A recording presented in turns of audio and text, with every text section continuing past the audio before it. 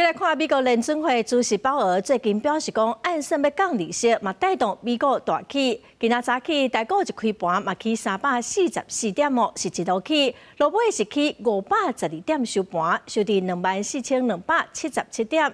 因为对顶关税无确定性已经减少了，主计总处甲2025年台湾的经济成长率嘛调悬到4.45%。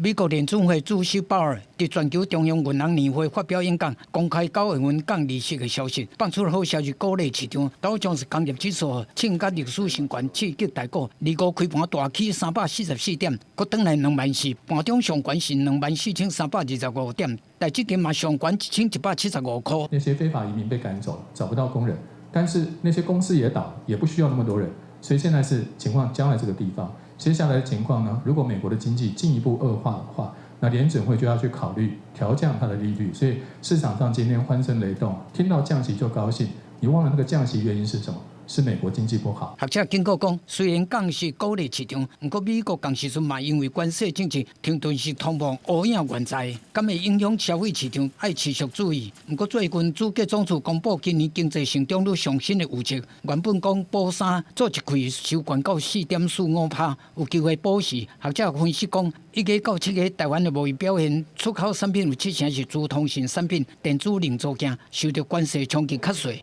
目前来看的话 ，ICT 就是半导体，或者说 AI 伺服器，这个还不知道，还不知道。但是各位去了解一下，高阶的半导体这个部分是转嫁能力非常高，AI 伺服器 margin 也够高。即使未来这个科关税会有影响，但是影响没有大家想象那么大。接受232条款的影响，学界有关真有信心。目前观察受到冲击的产业，学者讲爱看相对状况。比如讲，工具去销美国，竞争对手日本税率是15%，产业就是较舒适。政府爱较注意类似的状况。记者综合报道。